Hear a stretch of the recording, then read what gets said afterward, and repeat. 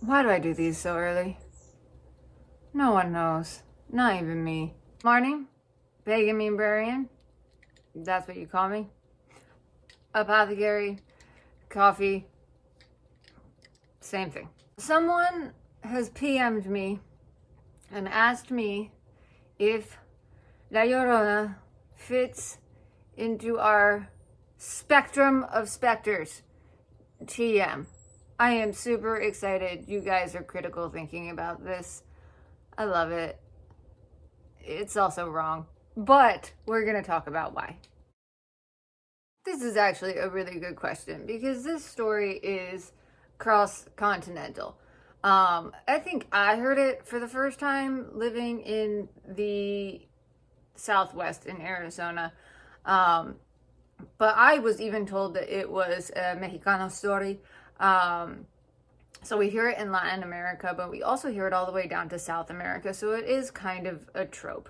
But I'm going to say it's not a ghost trope for several reasons. One is that her name is La Llorona. La being singular, meaning one entity.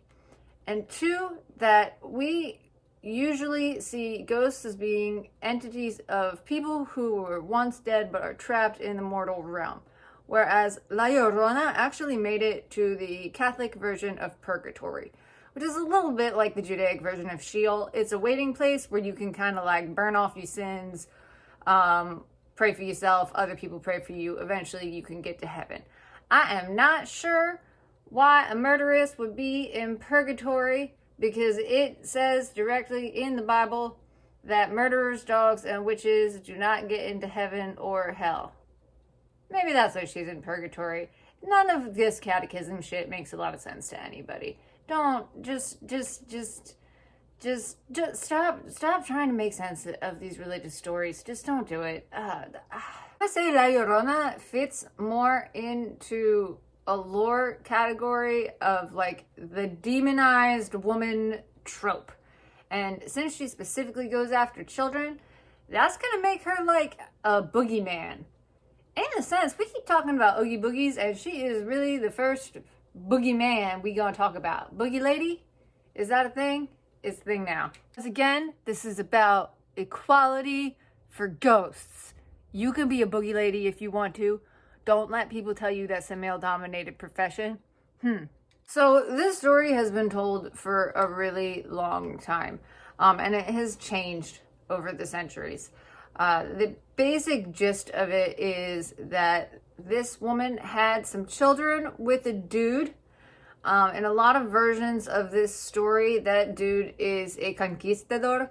We know the conquistadors did awful things to the Mexicanos, and she was a native Mexicano, so this may be an allegory for how people in South and Latin America were treated when the countries were invaded by Spain. But there is evidence that this story is pre-Columbian, so therefore it's kind of fitting into that allegory of wronged woman, a universal story, which is probably why it's so popular.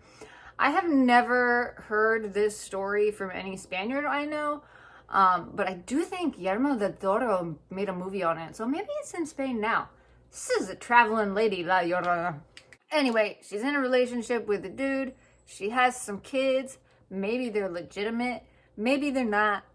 We don't know. It depends on the version you hear. Anyway, she is wronged in some sort of way, and she turns to infanticide and drowns her children. I know, it's not a nice thing to do. Then she drowns herself, though. So she haunts,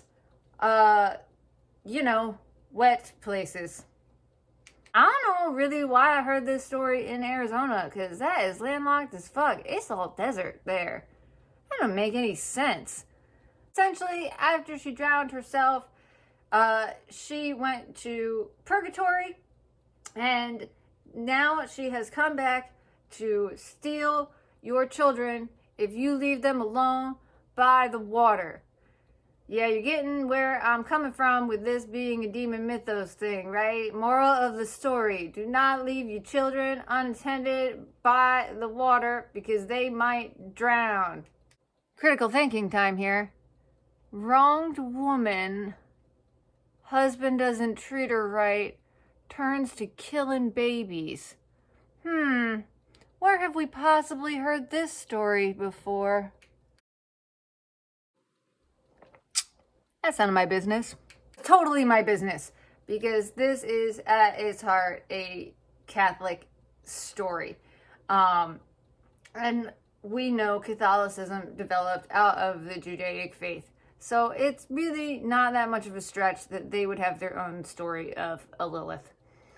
Once again, supporting my claim, La Llorona is not a ghost. She is a demon, which aren't real. Don't let people tell you demons in hell are real. In short, La Llorona is generally referred to as a ghost. And she is a ghost which is cross-continental. However, given the article La, there is only one of her.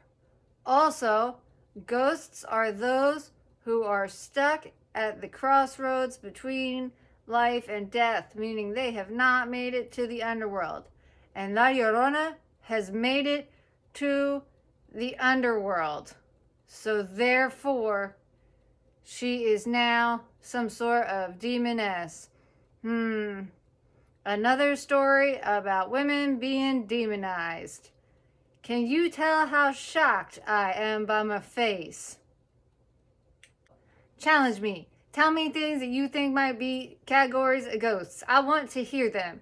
Send me a message. Comment on the post. Y'all know I respond to Facebook only. If you follow me on like YouTube or Instagram, I don't even check that shit. You gotta find me on Facebook. We will find a new category of ghosts. I hope we do. I'm gonna write up a spectrum of them. I'll bring a whiteboard in here if I have to. Watch me. All right, this video got really long. I hope you enjoy your day. Spend it thinking about infanticide.